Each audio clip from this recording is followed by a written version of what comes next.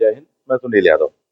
MP set exam 2024 final answer की आ गई है साहब जी। ठीक है, क्या क्या चेंजेस हुए हैं, पेपर वन में क्या चेंजेस हुए हैं, पेपर टू में क्या चेंजेस हुए हैं, एक एक करके अपन यहाँ पर उस विषय वस्तु के बारे में जानने वाले हैं। ठीक, एमपी सेट फाइनल आंसर की अब इसके बाद में कोई आंसर की नहीं आएगी, अब सीधे इसके बाद में रिजल्ट आने वाला है। तो सभी बिंदुओं पर एक एक करके हम यहाँ पर बात कर लेने वाले हैं, पर उसके पहले कुछ पॉइंट्स आपको बताना चाहेंगे।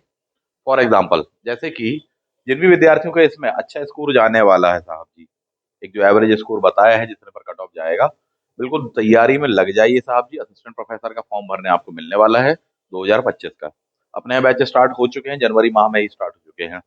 पेपर वन का भी, पेपर टू का भी, इसके लिए एक डिटेल वीडियो बनाया था, बताया था। एक से दो वीडियो आप देख पाएंगे।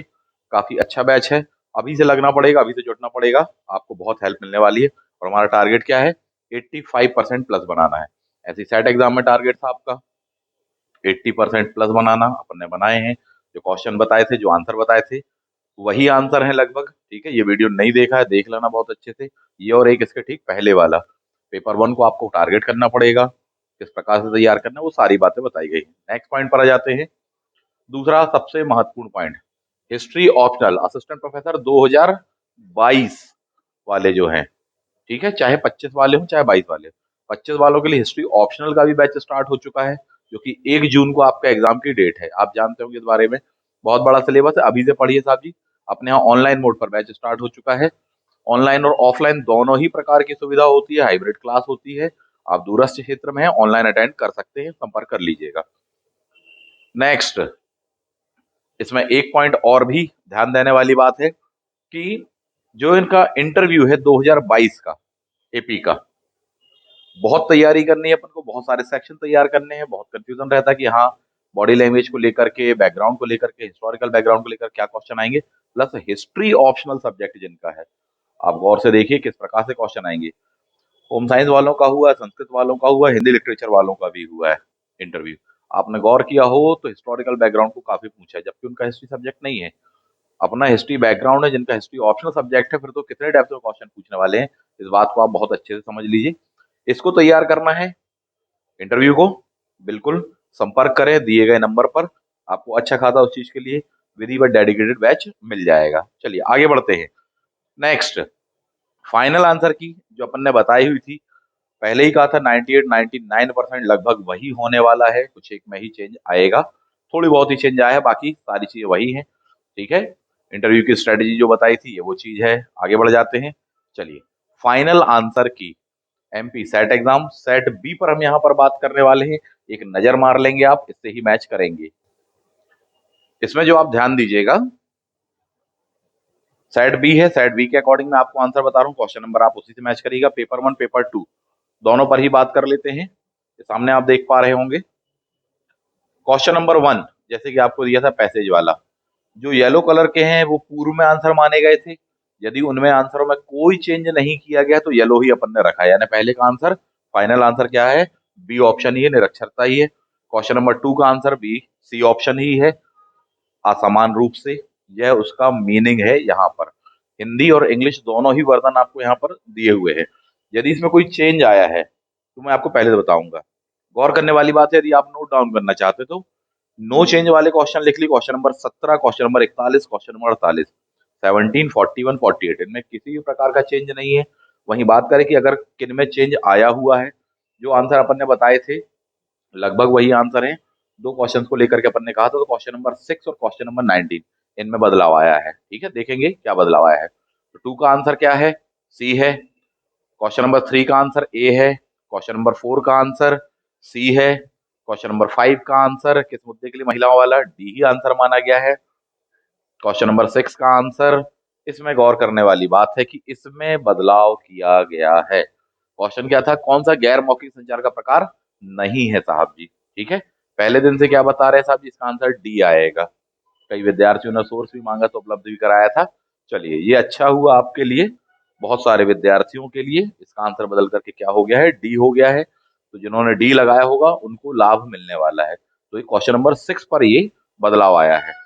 7 एज इट इज ही है, उसका आंसर बी फॉर बॉम्बे वही है, विधिवत। क्वेश्चन नंबर 8 का आंसर ए फॉर एप्पल ही है, सांस्कृतिक अंतर माना गया है साहब जी। क्वेश्चन नंबर 9, डायरी जर्नल अंतर व्यक्तिक संचार का एग्जाम्पल है। वह प्रक्रिया जिसके द्वारा किसी तकनीक के माध्यम से संदेश प्रेषित करते हैं, मध्यस्थ संचार, यही आंसर माना गया है। Question number 11, D for Delhi 400, 12 10 kilometre, 13 B for Bombay माना गया है। सही आंसर है ये सारे क्वेश्चन में, कोई डाउट नहीं था, इसलिए फटाफट मैं स्क्रॉल करते जा रहा हूँ, जिसको किसी को डिटेल में चेक करना हो तो पॉज करके देख लीजिएगा। 14 का ए है, 15वें का बी है, 16वें का आपका ए फॉर एप्पल प्रथम आकृति ही माना गया है, यही कहा था आपसे। किसी वैनारिक पर इस पर विचार करिए, इसका क्या होगा साहब जी, किसका प्रतिनिधित्व करता है। ध्यान देने वाली बात है कि इसमें कोई चेंज नहीं किया गया, सी आंसर ही माना गया है, EIO ही माना गया है साहब जी। क्लियर है, जो प्रोविजनल में था वही ये है, तो इसको समझ लीजिए, यहाँ पर फाइनल ऐसे लिखा होगा।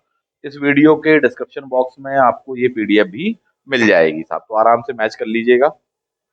अगले क्वेश्चन पर आइए, question number 18, B for Bombay. Question number 19, ये महत्वपूर्ण क्वेश्चन था। बौद्ध दर्शन के अनुसार सामान्य लक्षण का ज्ञान होता है, ये क्वेश्चन था। कई विद्यार्थियों को इसमें आपत्ति थी, मैंने पहले ही आंसर कहा था, इसका आंसर होगा डी, प्रत्यक्ष और अनुमान दोनों के द्वारा इसका सामान्य लक्षण का हमको ज्ञान होता है। पहले आंसर क्या माना गया था, पहले आंसर बी फॉर बॉम्बे माना गया था, इसको बदल दिया गया है, अब बी फॉर बॉम्बे आंसर नहीं है, फाइनल आंसर क्या माना गया है, ये माना गया प्रत्यक्ष और अनुमान दोनों के द्वारा। क्लियर बात है ये। चलिए आगे बढ़ जाएंगे। नेक्स्ट अगले क्वेश्चन पर, क्वेश्चन नंबर 20, प्रभाकर मीमांसा स्वीकार नहीं करते साहब जी, अनुपलब्धि प्रमाण पहले ही कहा था, कुमारिल भट्ट ने इसको जोड़ा हुआ साहब जी, इसलिए ये आंसर होगा सी। क्वेश्चन नंबर 21, पहला सर्वेक्षण प्रश्नावली में सुधार करने के लिए किया गया परीक्षण सर्वेक्षण सर्वे, बी फॉर बॉम्बे वाला आंसर है। अनुसंधान का पहला चरण समस्या की पहचान करना, पिटा हुआ क्वेश्चन पिछली बार भी आया था, रिपीटेड है। शोध कार्य का खाका किसे कहा जाता है, ए फॉर एप्पल माना गया है, शोध डिजाइन को ही। नेक्स्ट, दूसरों के द्वारा संकलित आंकड़े द्वितीयक कहलाते, सेकेंडरी डेटा कहलाता है। अगला क्वेश्चन, निम्न रेखा ग्राफ में 2020 से 24 तक के विद्यार्थियों के आंकड़े, इसका आंसर क्या माना है, तो इसका आंसर जो आपको पहले सॉल्व कराया था 1340 आएगा, वही है साहब। क्वेश्चन नंबर 26, इसका आंसर क्या है, फाइबर ऑप्टिक्स, इजी क्वेश्चन था। क्वेश्चन नंबर 27, ई रकम पहले ही कह दिया था आपको, इसका फुल फॉर्म इत्यादि वगैरह सारी चीजें बताई थी, राष्ट्रीय किसान एग्री मंडी करके अपन ने कहा था, B for Bombay. Next, internet पर होस्ट कंप्यूटर IP एड्रेस कहलाता है। कौन सा संस्थान केंद्र और राज्य सरकार दोनों के लिए संचार प्रौद्योगिकी, NIC इसका आंसर, यही बताया था, यही आंसर है। URL का अर्थ uniform resource locator. Question number 31, Gandhi Sagar Chambal project. Next question है 32, अपशिष्ट पदार्थों की डंपिंग में इस्तेमाल किए जाने वाला गाजीपुर, कई लोग कंफ्यूज हो रहे सर कि सर ये होगा वो होगा इत्यादि वगैरह, जबकि बताया था कि साहब कहाँ पर है, दिल्ली में है लैंड फिल साइट ये वाली, ठीक है। गाजीपुर उत्तर प्रदेश का जिला है, वो नहीं पूछा है क्वेश्चन में, पहले ही कहा था कि दिल्ली आंसर होगा, सी फॉर कैट, आगे के लिए भी ध्यान रखिएगा। 33, लवणी मृदा को, इसका आंसर में कोई चेंज नहीं किया है, बी फॉर बॉम्बे ही इसका आंसर माना गया है। EC इक्वल टू 4 से अधिक, SAR इक्वल टू 13 से कम, ये एक क्वेश्चन था डिस्प्यूटेड। और भी ऐसे कुछ क्वेश्चन है, उन पर भी बात कर लेते हैं। अगला क्वेश्चन आप देखें 34, bio E3, D for Delhi पहले ही कहा था, ये आंसर होगा। Question number 35, national green hydrogen mission 2030 लक्ष्य है। नालंदा विश्वविद्यालय खंडहर कब यूनेस्को विश्व धरोहर, 2016 ही है। UGC अधिनियम के द्वारा किस वर्ष, बोले साहब जी 1956 का अधिनियम, ठीक है। आगे बढ़ जाते हैं। संकल्प C, आजीविका संवर्धन के लिए कौशल। 39, पाश्चात्य शिक्षा को भारत में थोपने के विरोधी एनी बेसेंट। क्वेश्चन नंबर 40, मिलान करना था, इसका आंसर ए फॉर एप्पल ही माना गया है, जो पहले बताया था। आगे बढ़िए, कुछ टफेस्ट क्वेश्चन आने वाले हैं जी, विवादित क्वेश्चन इनको लेकर के हुआ। इसमें आप देखेंगे 41 नंबर का क्वेश्चन, बी फॉर बॉम्बे व्यवहारिक उद्देश्य, यही माना गया है, यही बता रहे साहब जी, फाइनल आंसर अपन देखेंगे no change, B for Bombay व्यवहारिक उद्देश्य माना गया है। कथन किसने दिया कि शिक्षण सुदृढ़ीकरण आकस्मिकताओं की व्यवस्था, स्किनर का ही है, यही माना गया है, कोई चीज नहीं, कई विद्वानों ने कहा था अलग के लिए। चलो आगे बढ़ जाते हैं। 43, विकास तकनीक रचनात्मक पहलू, डी फॉर दिल्ली उत्तेजना। शिक्षण के चिंतनशील अभ्यास चक्र के लिए कौन सा विकल्प सही नहीं है साहब? उपदेश, नो चेंज। 45 बुलेटिन बोर्ड में शामिल नहीं तो शिक्षक नहीं होगा। 46 प्रारंभिक सर्वेक्षण को पायलट सर्वेक्षण कहते हैं। प्रायोगिक अनुसंधान नियंत्रण किस चीज के लिए? प्रायोगिक स्थितियों के लिए, उसको रोकने के लिए था। ये क्वेश्चन काफी खास था। कंप्यूटर समग्र विश्लेषण में कौशल विकसित करते समय शोधकर्ताओं का पहला कदम क्या होना चाहिए? ठीक है, मैंने तक कहा था आपसे कि ये डी होना चाहिए, परंतु अंततः आंसर सी ही माना गया है। समग्र संगठन और कोडिंग ही माना गया हुआ है, तब इसमें बदलाव नहीं किया गया है ना। आगे बढ़ जाते हैं अब, लेकिन कुछ नहीं हो सकता। ठीक है, सी ही आंसर है। क्वेश्चन नंबर 49, एक व्यापक शोध रिपोर्ट लेआउट के 3 मुख्य घटक क्या हैं? क्या है इनमें से 3? तो डी फॉर दिल्ली ही माना, इसमें कोई चेंज नहीं किया गया है। नीति शास्त्र 50वें क्वेश्चन का आंसर ये माना गया है। अब इसके पश्चात अपन देखेंगे हिस्ट्री ऑप्शनल के क्वेश्चंस के आंसर, उन पर डिस्कशन कर लेंगे, उन पर चर्चा कर लेने वाले हैं। ठीक, हिस्ट्री ऑप्शनल में आप देखें, पहले से ही एडवांस बता दूं, कुछ डिस्प्यूटेड क्वेश्चन बस बता रहा हूँ, नो चेंजेस वाले। Question number 56, question number 85, question number 113, question number 135, इनके आंसर आप जान लीजिए। इसमें किसी प्रकार का चेंज नहीं किया गया। कौन कौन से अभी बात करेंगे, जबकि कुछ में चेंजेस किया गया है। क्वेश्चन नंबर 107 स्ट्रैची कमीशन वाला है, 1878 माना गया है। ऐसे ही क्वेश्चन नंबर 114 में चेंजेस किया गया है, क्वेश्चन नंबर 145 में चेंजेस किया गया, और एक क्वेश्चन को डिलीट किया गया है यहाँ पर। ठीक, चलिए बात करते हैं कौन कौन से हैं। 51 सी पुलकेशन, कोई डाउट ही नहीं था। 52 यही बताया था, कोई डाउट नहीं था साहब जी। कामरूप वर्धन शातक बोले पुष्य वर्मन। ठीक है, प्रागज्योतिषपुर राजधानी, नो डाउट। अगला क्वेश्चन, गुजराती कवि सोडल ने किस पाल शातक वंशी शातक को? उत्तरापद स्वामी बोले धर्मपाल जी। नेक्स्ट, ग्वालियर लेक गुर्जर प्रतिहार शातक अरब सिंध ने आगे बढ़ने रोका, नागवट फर्स्ट। क्वेश्चन नंबर 56 आंसर इसका क्या था? इसमें कई लोगों का था, मुंज और सिंधु राज दोनों बातें कही थी। मैंने खुद कहा था कि साहब ये दोनों होगा, मैंने एविडेंस तक प्रोवाइड किए थे, बट इसमें बदलाव नहीं किया गया है। दो इसके आंसर नहीं माने गए हैं। इसका आंसर फाइनली क्या माना गया है? मुंज ही माना गया है। ये काफी डिस्प्यूटेड क्वेश्चन था, काफी लोगों की मांग भी थी और इसका एविडेंस भी था, पर अब फाइनल आंसर की यही है। क्वेश्चन नंबर 57, अग्रहार भूमि ब्राह्मणों को, नाना देशी व्यापारिक श्रेणी, पहले ही हमने आपको बताया था यही आंसर होगा। चन्द बासव लिंगायत संप्रदाय। हे इंसान के आगमन समय नालंदा में कौन थे? शीलभद्र जी थे कुलपति। तैमूर लंग की आत्मकथा का क्या नाम कहलाता है? मलफूजात तैमूरी साहब जी। तो जो के बाबरी का फारसी अनुवाद साहब अब्दुल रहीम खान खाना। हुमायूंनामा गुलबदन बेगम। मोहम्मद गौरी भारत पहला आक्रमण 1175। पहली हार 1178। मोहम्मद बिन तुगलक पागलपन एल्फिस्टन। चालीसा के मंडल का दमन बलबन। बाबर ने चंदेरी पर 1528। अकबर तीर्थ यात्रा कर कब समाप्त? 1563। विलियम हॉकिंस मुगल शासक जहांगीर के। बहमनी शासक अहमद शाह साहब जी राजधानी बोले बीदर, पहले ही बताया था। दीवान मुस्तखराज एक के आएगा अलाउद्दीन खिलजी। बयाना सरखेज नील के लिए। विजयनगर शासकों के अधीन भूस्वामी और पट्टेदार के बीच बंटवारे की प्रणाली वारम व्यवस्था आपको बताया था, वारम सिस्टम बताया था। अकबर के समय सबसे कम मनसब 10, वही है आंसर। मुगल काल में जमींदारों की व्यक्तिगत जमीन को किस नाम से जाना जाता था? मिल्कियत के नाम से जाना जाता था, है ना, ये चीज बताई हुई थी। 76 7वीं शताब्दी भारत आने में मुसाफिर जुवानो करेरी, पहले ही कहा था इटली वाला है ये बंदा। ठीक, 1690 में आया था औरंगजेब के टाइम पर। आना सिक्का शाहजहां। मराठा सेना में शाही घुड़सवारों को क्या कहा जाता था? बरगीर और सिलेदार को लेकर था, बरगीर ही कहा जाता था, पहले ही क्लियर कर चुके हैं। नेक्स्ट, आगे बढ़ेंगे। डचों का गुस्तावस फोर्ट चिंतुरा में होने वाला है। यदि आप गौर से देखें तो मैक्सिमम आंसर वही हैं जो पहले दिन आपको बताए गए थे। सारे के लिए नहीं कह रहे, मैक्सिमम के लिए कह रहे हैं। बहुमत से सरकार बनती, बहुमत की यहाँ बात कर रहे हैं। चलिए नेक्स्ट, क्वेश्चन नंबर 80, आप लोग बताइएगा। जो आंसर बताए गए थे वही चीजें आपको मिली नहीं मिली साहब जी? सदर सदूर, धार्मिक विभाग की देखरेख, जहांगीर के दरबार में पक्षियों का सबसे फेमस चित्रकार मंसूर, हुनूज दिल्ली दूर अरस्त निजामुद्दीन औलिया। रिसाले हुक्मनामा लेखक दिया है आपको साहब जी, दारा शिको हुक्नुमा। संगीत निषिद्ध नक्शबंदिया।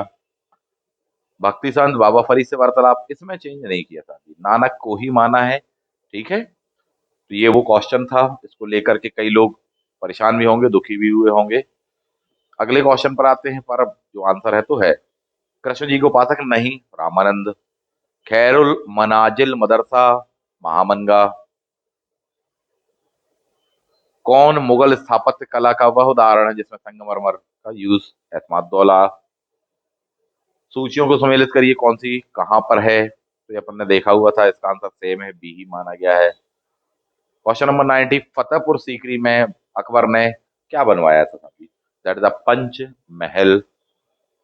पश्चिमी तट पर ईस्ट इंडिया कंपनी द्वारा स्थापित प्रथम व्यापारिक कोठी सूरत कहलाएगी। चिंसुरा किस यूरोपियन कंपनी, डचों का था, इस पर दो क्वेश्चन बताए थे।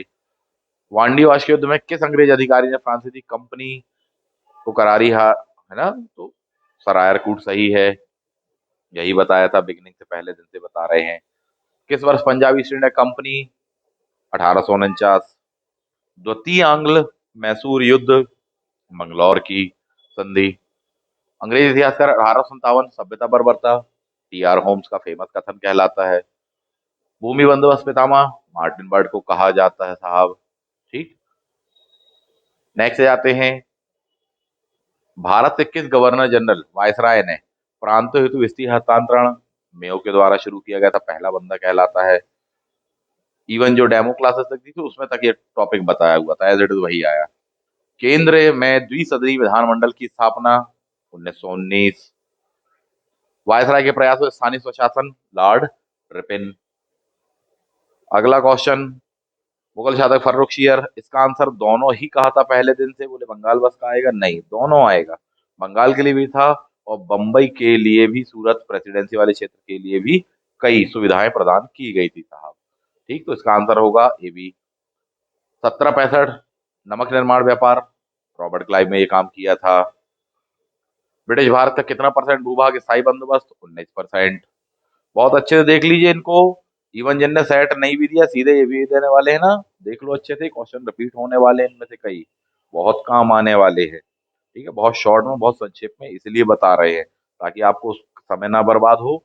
आपको जब अगर रोक कर देखना तो पॉज कर लेंगे आप इस चीज को साहब जी। ठीक है, थॉमस मुनरो हो गया, द वांट्स एंड मीन्स दादा भाई नौरोजी। भारत में अंग्रेजी शिक्षा मैग्ना कार्टा, वुड्स का डिस्पैच। इसमें क्वेश्चन अगली बार आने वाला है, एडवांस में जान लीजिए कि साहब भारत में अंग्रेजी शिक्षा के पितामह किसको कहा जाता है, जनक किसको कहा जाता है, ऐसा क्वेश्चन आने वाला है साहब जी। ये सब चीजें टॉपिक डेमो क्लास में और रेगुलर क्लास में सब कराए गए थे, जो रेगुलर क्लास में पढ़ाया था 95% पेपर बिल्कुल वही आया, और आगे भी यही प्रयास रहेगा। जो असिस्टेंट प्रोफेसर का बैच है, चाहे पेपर 1 हो और चाहे पेपर 2 हो, वही चीजें पढ़ाएंगे, और देखिएगा आप बहुत जल्दी इस चीज को कि साहब जो क्लास में मिलेगा आपको वही एग्जाम में आएगा। बहुत काम आने वाला है, क्योंकि बिल्कुल अप्रोच एक खास होती है, खास लेवल की अप्रोच होती है, तो उस टाइप से पढ़िए साहब जी, वरना पढ़ने के लिए तो फिर सारा जहान छोटा है आपके लिए। स्ट्रेची 107, ये वाला जो था 1880 नहीं माना है, 1878 माना है साहब जी, फाइनल आंसर की में। ठीक है, तो गठन किया 1878, रिपोर्ट आ रही साहब जी 1880, इस टाइप से वो क्वेश्चन था। ठीक, आगे बढ़ जाते हैं। पागलपंथी संप्रदाय, इसमें देखो टफ क्वेश्चन था, ये दोनों नाम दिए, टीटू मीर करीम। उनने कहा संस्थापक, तो करीम शाह ही आएगा साहब जी, उनके बाद में आएंगे टीटू मीर पुत्र उनके। प्रथम समाचार पत्र बंगाल गजट, हिक्की वाला। अंबेडकर गांधी पूना समझौता 24 सितंबर 1932। राष्ट्रीय जागरण दिशा में यह संगठन नहीं था, इन चार में से कौन सा नहीं था, पहले दिन से कह रहे हैं, उसका आंसर यही आएगा, अंततः यही माना गया है साहब जी। 1870 प्रतियोगी परीक्षा एज घटा करके 19 कर दी थी, ये है वो क्वेश्चन था जी। करजन द्वारा तिब्बत पर दबाव डालने हेतु यंग हस्बैंड मिशन, ठीक है, 1904 के लिए बहुत प्रयासरत थे, 1903 ही फाइनल माना गया है, इसमें चेंज नहीं किया गया है कि किस वर्ष भेजा गया था। क्वेश्चन नंबर 114, लाहौर अधिवेशन 1930 पहले माना था, अब नहीं, लेकिन कब मान लिया है फाइनली, 1929, ये सुधर गया है। तो यहाँ पर दुख, यहां पर दुख निरोध गामिनी प्रतिपदा हो गया साहब जी। आगे बढ़ जाओ। क्वेश्चन नंबर 115, गुरुवायूर के कलप्पण सर। हैदराबाद को मिलाने के लिए साहब जी सैन्य कार्रवाई 1948, ऑपरेशन पोलो। मुस्लिम लीग कलकत्ता सीधी कार्रवाई 16 अगस्त 46। क्वेश्चन नंबर 118, धारा 23, बलाश्रम, भ्रष्टी बेगार, पृथक आंध्र प्रदेश 1953। तृतीय पंचवर्षीय योजना में सार्वजनिक क्षेत्र हेतु कितनी राशि का प्रावधान किया गया था? पहले दिन से बता रहे 7,250 करोड़ रुपए का। वही आंसर है, वही आंसर माना गया। कल्लड़ ने अपने से पहले 11 इतिहासकारों का, प्रभात रागी आएगा, बिल्कुल विधिवत क्लास में बताया था, पहले ही पढ़ाया था। यही आंसर माना गया, प्रभात राग। इवन कल्लड़ की राजतरंगिणी पर एक शॉर्ट डेमो क्लास का वीडियो दिया गया है। क्लास के ऑफिशियल इसी चैनल पर जाइएगा, वीडियो सेक्शन में जाना, वहां राजतरंगिणी वाला मिलेगा। देखो कैसे बताया है राजतरंगिणी का टॉपिक, बहुत डेप्थ बताए। अगर उसको देख लिया तो राजतरंगिणी में से एक क्वेश्चन नहीं है जो आपसे चूक जाए। और हमेशा हिस्ट्री सब्जेक्ट में राजतरंगिणी पर क्वेश्चन आता है।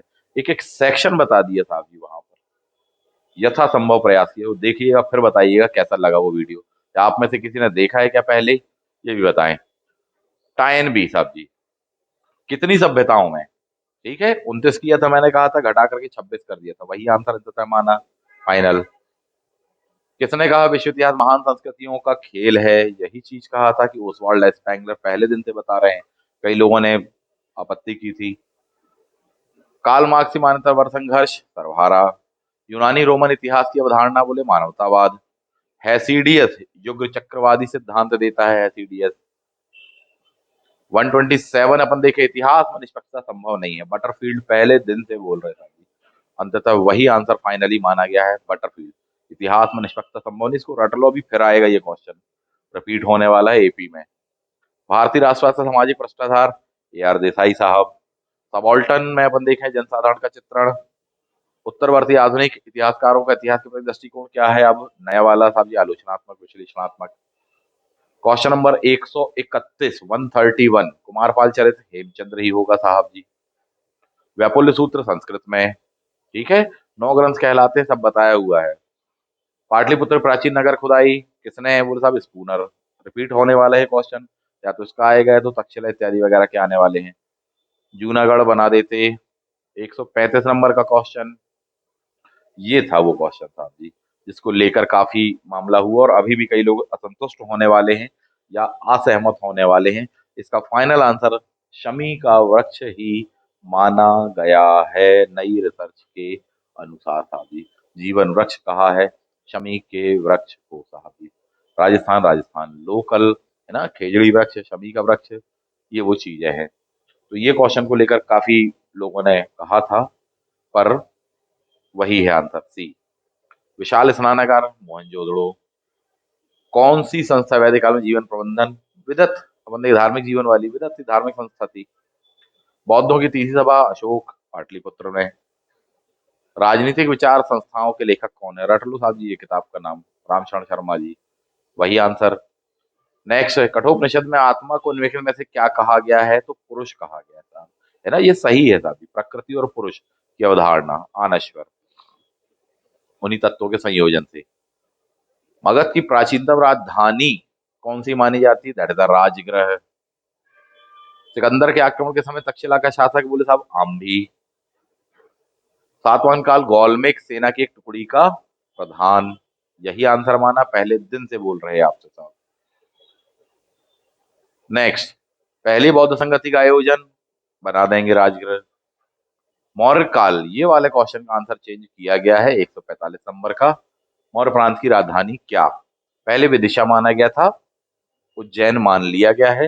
राहत की बात है बहुत सारे विद्यार्थियों के लिए। कितने लोगों का ये सही हो गया वापस? थोड़ा सा काउंट करना, बताना जरा।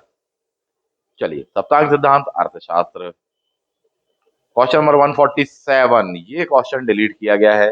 सातवाहनों की अंतिम राजधानी कहाँ स्थित थी साहब जी? डिलीट किया गया है ना, सबको नंबर मिलने वाले हैं इसके साथ भी। ठीक है, तो सभी का ये जुड़ेगा, सभी का बढ़ेगा। ठीक है, चाहे सही लगाया हो चाहे गलत हो, सबको इसका नंबर मिलेगा नई पॉलिसी के अकॉर्डिंग साहब जी। तो कोई इसको कम नहीं गिनना है, इसको एक बढ़ा करके गिनना आप। ठीक है, आप सबको इसका नंबर मिल जाने वाला है। चलिए, तो ये चीज थी। नेक्स्ट आ जाते हैं, हर्ष का प्रारंभिक धर्म साहब जी शैव धर्म माना जाता है। चारवाक दर्शन का बोले लोक में प्रचलित लोकायत, लोक से आयत। गौतम बुद्ध प्रथम प्रतिमा ये चेंज हुआ है साहब जी, गंधार शैली से इसको चेंज करके क्या माना गया है, मथुरा शैली माना गया है। बहुत सारे विद्यार्थियों ने इसका एविडेंस मांगा था, हमने प्रोवाइड भी किया था साहब जी। तो इसमें एक कई लोगों के लिए राहत की बात होगी और कई लोगों का गलत भी हो गया होगा, है ना। तो बोले साहब अच्छा भला हमारा बढ़ रहा था। पर ये हैं अब आपके 150 के 150 क्वेश्चन पेपर वन और पेपर टू को लेकर के, ये चीज है साहब जी। अब अगला क्वेश्चन क्या होगा, अगला क्वेश्चन होगा कि साहब अब रिजल्ट कब आएगा, या अगला होगा क्वेश्चन कि साहब कट ऑफ कितना क्या जाने की संभावना है। तो कट ऑफ के बारे में अब डिस्कशन कर सकते हैं साहब जी। मैं हालांकि अपना व्यू दे चुका हूँ, फिर भी कर सकते, तो आप लोग बताएं कि अब कितना जा रहा है, पेपर वन में कितना है। साफ साफ कमेंट बॉक्स में जाकर के स्पष्ट तौर पर लिखना, क्वेश्चन से लिखना, और अंक मत लिखना। क्या लिखना, क्वेश्चन। पेपर वन में 50 में से इतने सही, पेपर टू हिस्ट्री ऑप्शनल में बताना सब्जेक्ट का नाम क्या है, हिस्ट्री ऑप्शनल में इतने में से इतने इतने सही। क्लियर बताइएगा, फिर अपन विचार करेंगे इस पर कट ऑफ इत्यादि वगैरह के वीडियो को लेकर के। अगला क्वेश्चन होगा रिजल्ट कब आने वाला है। कभी भी आ सकता है साहब, कल आ सकता है रिजल्ट, हो सकता है एक आध सप्ताह के अंदर आ जाए और कल ही मिल जाए आपको रिजल्ट, कोई बहुत बड़ी बात नहीं, कल परसों में आपको रिजल्ट फाइनली मिल जाए, ज्यादा देर नहीं लगने वाली उस चीज पर। और बाकी देखिए आगे जैसा भी हो, एक अनुमान ही बता रहे हैं, ये अंदाज से ही बता रहे हैं, अपने अनुमान से बता रहे हैं। फाइनली क्या हासिल हुआ इन सब चीजों में, तो अगर आप गौर से देखेंगे तो एक दो क्वेश्चन घट गए हैं, एक दो क्वेश्चन बढ़ गए हैं। जहां पर लगभग पहले दिन की रेंज थी उसी के आसपास में, उसी सीरीज में अपन लगभग लगभग खड़े हुए होने वाले साथी। इक्का दुक्का क्वेश्चन का नुकसान या फायदा वाली बात हो सकती है, या मैक्सिमम को नुकसान ही हुआ होगा, जहां तक मुझे समझ में आ रहा। कट ऑफ पर इसका निश्चित रूप से प्रभाव पड़ेगा ही पड़ेगा साहब, इस बात को समझिए। बट ये है कि हाँ, जो क्लास थी, बोले नहीं सर 150 क्वेश्चनों में से किसी के अगर मान लीजिए 122 थे, ठीक है, तो उसी रेंज में आ रहा होगा, घट करके 118 हो गए होंगे, 4-5 क्वेश्चन का अंतर आएगा। ठीक है, तो सीरीज वही बनी रहेगी। किसी के 110 के आसपास में थे, वही 107, 108, 109 के आसपास में कुछ आ रहा होगा। एक आध दो बढ़ा होगा तो एक आध दो घट गया होगा, लगभग उसी रेंज पर खड़े हुए होंगे साहब जी। तो अंततः ये चीज है। हाँ, कुछ आपके जो क्वेश्चन गलत हो गए थे उनके सही कर दिए गए, नंबर आपको मिल जाएंगे। तो बताएं कि आपका फाइनली स्कोर कितना क्या जा रहा है, क्या कैसा लग रहा है। रिजल्ट जल्दी आना चाहिए, फिर भी अगर एक बात ध्यान रखो, रिजल्ट इनकेस जल्दी नहीं आता, जल्दी मतलब 2-4-5 दिन में, एक सप्ताह में नहीं आता है इनकेस साहब जी। और ऐसा भी हो सकता है कि जिस दिन एपी का नोटिफिकेशन आए 2025 का, उसके ठीक कुछ समय पहले आए। हालांकि ऐसा होने की संभावना बहुत ही रेयरेस्ट है, ऐसा नहीं होगा, ना के बराबर है। बट इन केस मान लो कोई ऐसी सिचुएशन बन ही जाती है, मेरा सजेशन ये है कि जिनका भी अच्छा स्कोर है, पिछले वीडियोस में भी मैंने साफ साफ शब्दों में बताया हुआ है, जिनका भी अच्छा स्कोर जा रहा है तैयारी में लग जाइए। एक अच्छा रचनात्मक सकारात्मक विश्वास रखिए कि आपका होने वाला है सिलेक्शन, डेफिनेटली आपका इसमें हो जाएगा, आपको एपी देने मिलेगा और आप एपी का एग्जाम क्वालिफाई कर रहे हैं, इंटरव्यू देने जा रहे हैं। बिल्कुल पॉजिटिव थिंकिंग रखिए, जो पॉजिटिव सोचेगा, जो इस प्रकार से रचनात्मक सोचेगा, उसका सिलेक्शन हो जाएगा, बिल्कुल साफ साफ जान लो। ठीक है, सरस्वती विराजमान होती है कभी कभी, आप जब अच्छा बोलेंगे आपके ऊपर भी हो जाएगी साहब, आपका हो जाने वाला, और डेफिनेटली मेहनत की होगी जब ही ना ऐसा बोल रहे होगे यार। ठीक है, तो अच्छा पॉजिटिव एक रखें, अप्रोच रखें, ऐसी मेरा सजेशन है। दूसरा, अगर टाइम लग रहा है रिजल्ट में तो तैयारी अभी से चालू कर दें। मैं पहले ही बता चुका हूँ, बैचेस स्टार्ट हो चुके हैं, चाहे पेपर वन हो, चाहे हिस्ट्री ऑप्शनल हो, प्लस एक और optional subject Hindi literature, batches start हो चुके हैं। बहुत बड़ा सिलेबस है, बहुत सारी चीजें अपन को कवर करनी अभी बाकी हैं। क्लियर बात है। सभी अपना अपना बताएं स्कोर में क्या चेंजेस आया है, क्या अंतर आया है, घटे हैं बढ़े हैं, ओवरऑल कैसे हो रहे हैं, बिल्कुल स्पष्ट शब्दों में लिखिएगा, ऐसा मेरा सजेशन है। तो अब इसके बाद का जो आपका अगला लक्ष्य होगा, वो होगा असिस्टेंट प्रोफेसर का एग्जाम होगा। कुछ का 16 फरवरी को अभी स्टेट सर्विसेज का भी एग्जाम होगा, लेकिन इसकी जो अगली स्टेज होगी वो आपका 1 जून को एग्जाम है, 2025 में एग्जाम है, डेट आगे बढ़ने की संभावना नहीं है। अपनी रणनीति क्या थी, पहले दिन से बता रहे हैं। सेट का बैच बना, सेट के बैच में टारगेट अपन ने क्लास में रखा 40 क्वेश्चन सही, यानी 80% प्लस होगा, अपन ने उतना लगभग लगभग बनाया। ठीक है, 40 नहीं हो पाए कुछ विद्यार्थियों, 38 है, 39 है, बहुत होता है सर। अच्छा खासा टफ पेपर था इस बार का, पिछले बार से मैं बता चुका हूँ। ठीक है, कई लोगों ने कहा नहीं आसान है, मेरा भी पूछो तो पिछले बार से कंपैरेटिवली ये टफ पेपर है।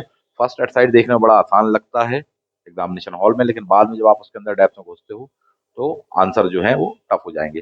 और रही बात आसान क्वेश्चन की, तो 60 क्वेश्चन आसान ही आते हैं सभी में, चाहे ऑप्शनल सब्जेक्ट हो चाहे ये हो, 55 से 60 क्वेश्चन आसान ही होते हैं, उसके आधार पर निर्धारित नहीं होता।